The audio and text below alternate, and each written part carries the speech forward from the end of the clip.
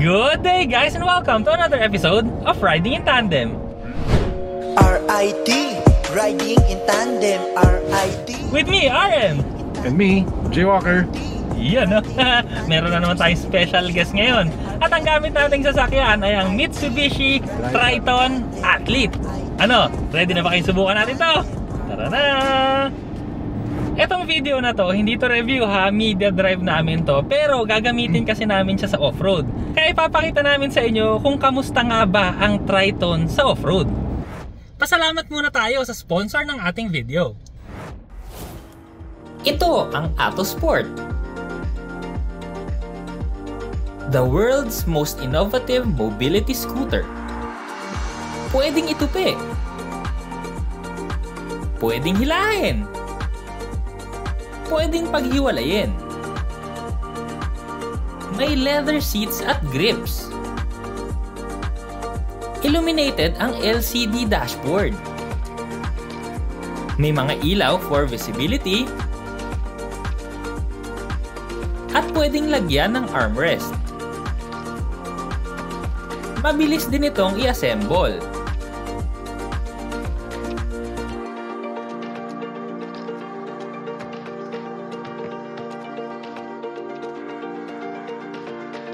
May maximum speed na 10 km/h.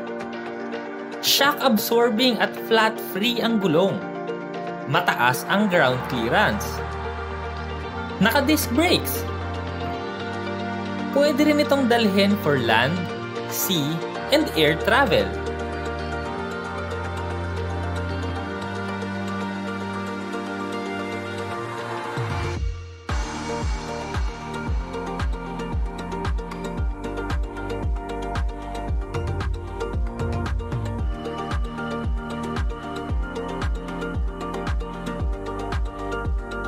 More than 20 kilometers na tuloy-tuloy ang kayang puntahan. Engineered with flair, designed with passion for performance. Be active, be free, be yourself. Atto Sport, moving life.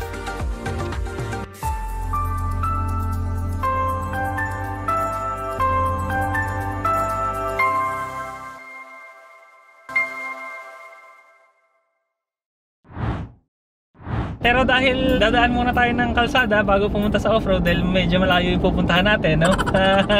Kaya mag-driving impression na rin tayo muna ngayon.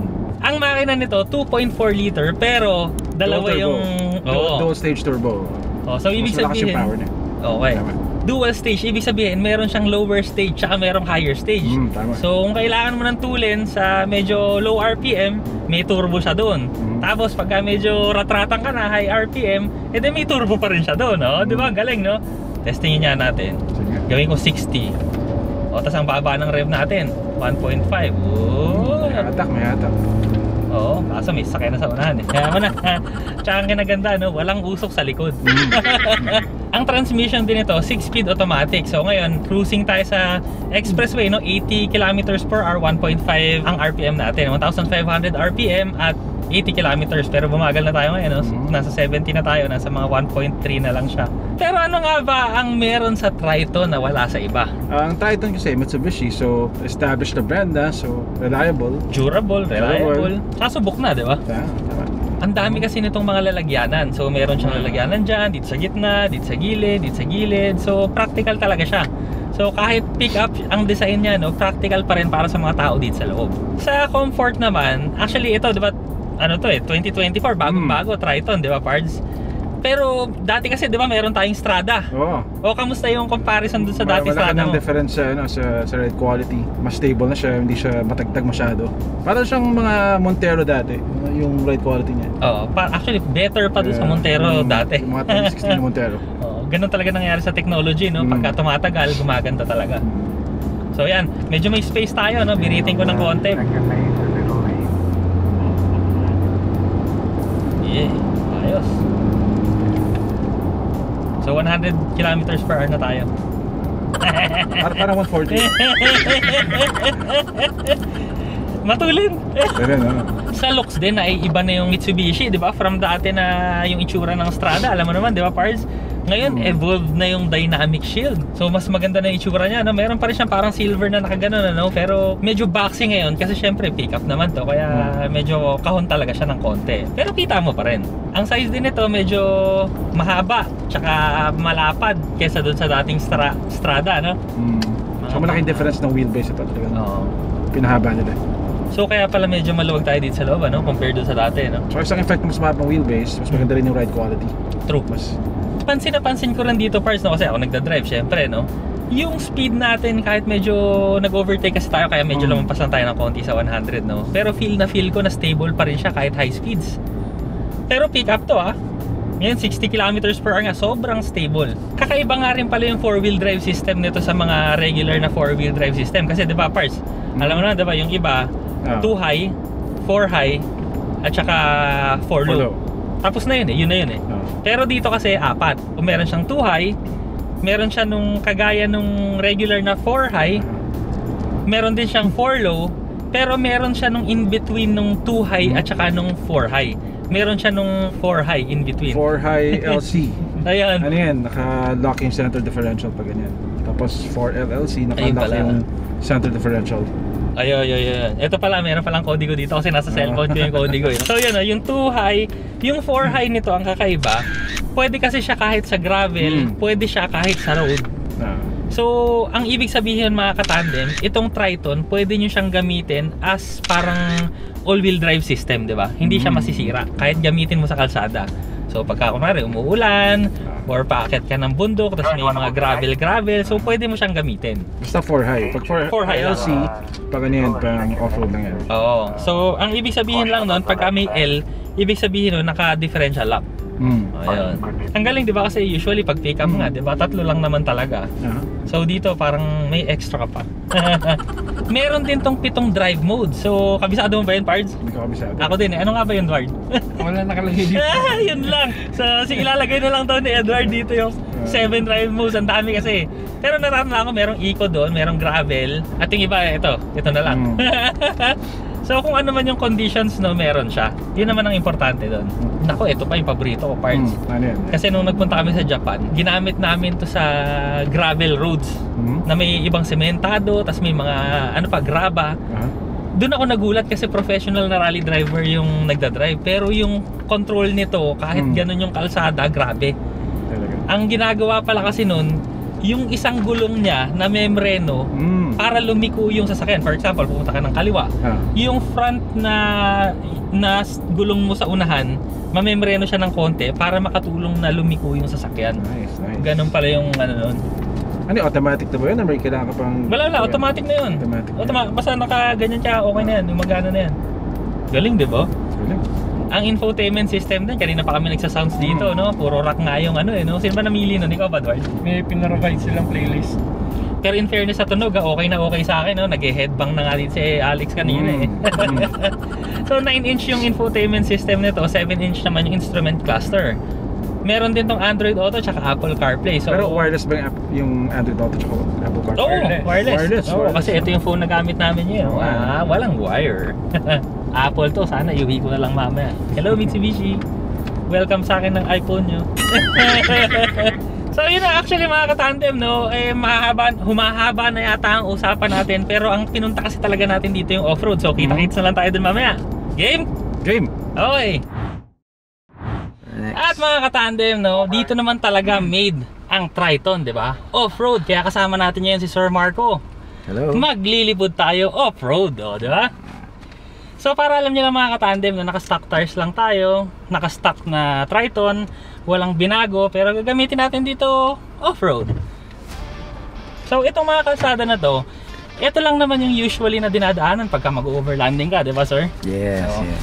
pero syempre, depende na kasi sa'yo yun. Kung daredevil ka, di ba? Pwede mo rin namang gamitin sa mas malalang kondisyon. Pero sa ngayon, naka 4 high lang tayo. Ito yung mode ng 4x4 na to na pwede mong gamitin on-road. Yes. Okay. Exactly. So dahil mabait ako, dandan lang tayo. Ayun, na-shoot pa rin. Pero in fairness sir, no, yung comfort ng suspension kahit off-road, hindi tayo winawas-iwas sir ha. Ganun pa rin. Normal, para ka pa rin nasa kali. Oo, pati yung Not too upuan. shaky. Yeah, not True. too shaky. Yung upuan niya, ano, maganda yung support, hindi ako winawasiwas tagilid. Kasi meron siyang parang support Oo, dito may sa mga side. bolstering. Ngayon, going uphill tayo. Konting buwelo lang. Easy. Effortless. Effortless. Yun, tama. That's the word. Wow.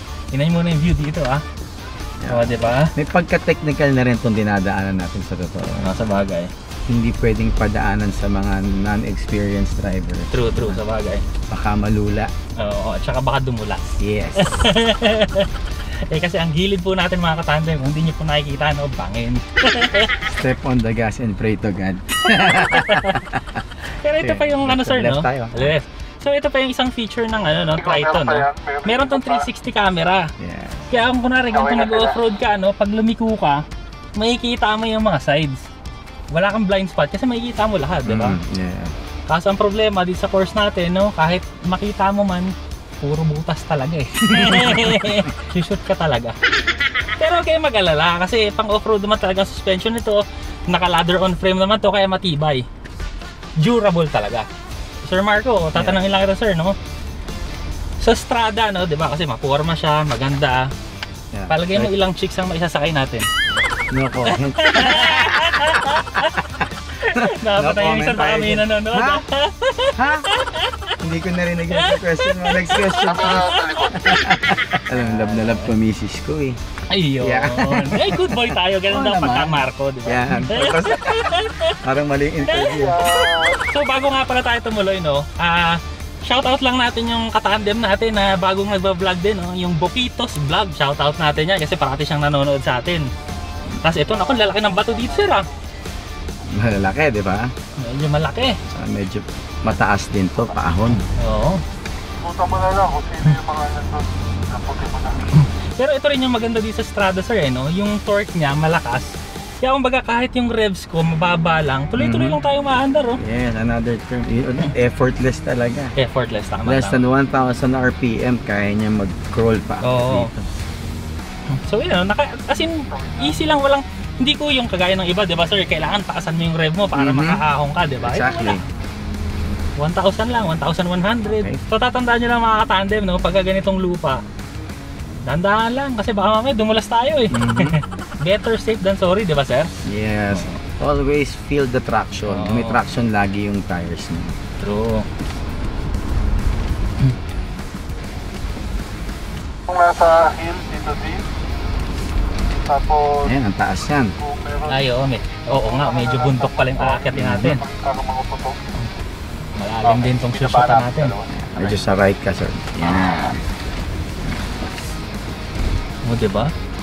Nakatry kasi ko ng ibang pick-ups ko eh. Grabe talaga yung winawasiwas ka, yung mga ganong kalalalim. Yes. Parang ganyan yung ulo mo. Yes. Totoo yun. Ayan. Ngayon medyo buwelo tayo po kasi Yes, mataas eh. konti. Actually, kaya naman ng torque, no? Ang problema kasi natin, yung gulong kasi natin ngayon, stock tires lang. Yes. So, hindi tayo nakapang off-road na tires. Kaya, better safe. Tsaka kailangan mo ng konting momentum. True, yun, true. So, paakit pa pala dito. Okay. To the right yan. To the right. Sarap, no?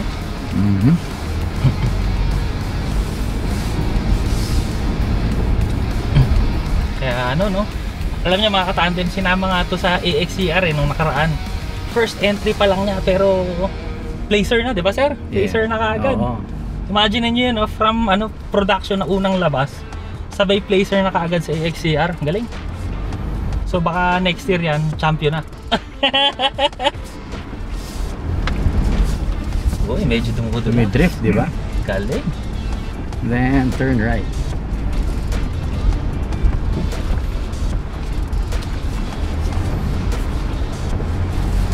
So, yun lang masasabi ko mga katandem, no? Off-road, effortless talaga tong Triton. Pinag-isipan. But wait, there's more! So, meron pa pala tayong ibang trail na pupuntahan. Kasama naman natin yan, Sir James. Sir James, kaway-kaway naman dyan dito sa camera. Yun! Saka syempre si Alex na yung katabi ko. Pero ngayon, no? Dahil nga galing tayo doon sa isang trail, no? Naririnig ko yung putik nagtatalasigan sa katawan. Buti na lang, may liner to sa ilalim, di ba sir? Yes, sir. Yun, no? So ngayon mga tandem, no, magte-trail tayo. So may mga uphill. Magagawa lang tayo ng konting space sa pagitan natin ng ibang sasakyan para mas safe, no? Para kung hindi man sila makakakyat, safe tayo sa likod. So yun, no, kagaya kanina. So ngayon nakaano pa rin tayo, 4 high pa rin tayo. Kagaya nung kanina, low revs lang ako pero maahon talaga siya. So ngayon sir, no, gamit ko na yung hill descent natin. Bale, ayan na, hindi ako tumatapak ng gas pero kusa siyang umaandar. So mararamdaman nyo, magpe-preno siya. Oo, siya nga yung nagpe-preno na para ma-maintain yung speed. Pero medyo mabagal tayo eh, medyo malayo na sila. Bakit naman ulit eh. Ganda o, papunta tayo sa kawalan. Lalo na siguro sir pagka ano, no, gabi dito na mas maganda.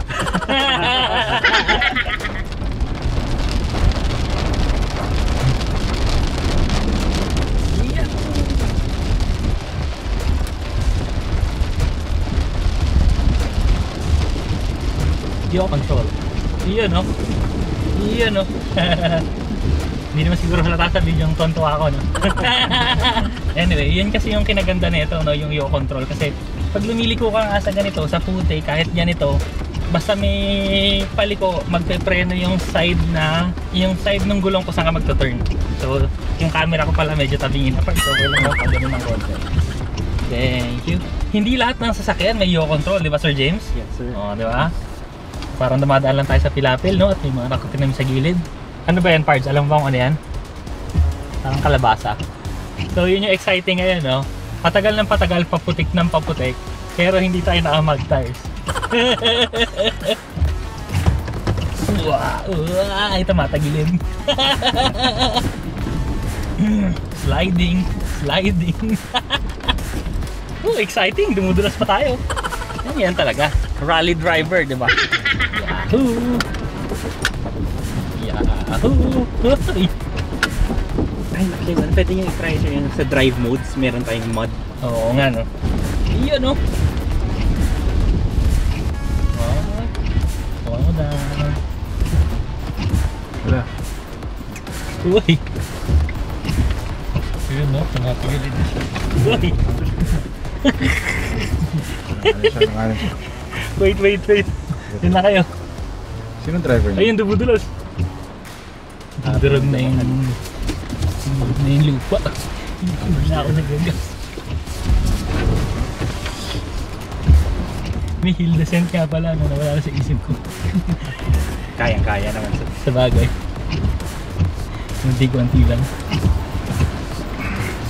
Yung gulong natin parang nasa yelo. Balot na ng puti. Ayun, ganyan na sa ritsura. Kawawa naman yung magka-car wash nito. Sulit yung bayan. Sulit yung bayan.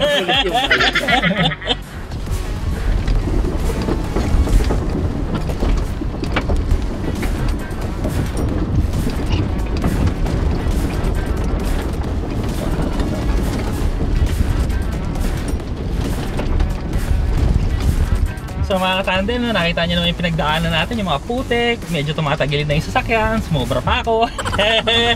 So napakasaya talaga yung gamitin itong Triton. Maganda talaga kasi safe pa rin kami hanggang ngayon, di ba sir? Oo.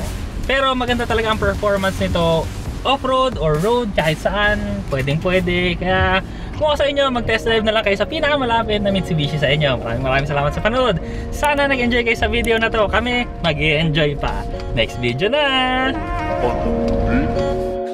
RIT, riding in tandem. RIT, riding in tandem. RIT, riding in tandem. Siksik na impormasyon mula kay RM at Elaine. RIT, riding in tandem.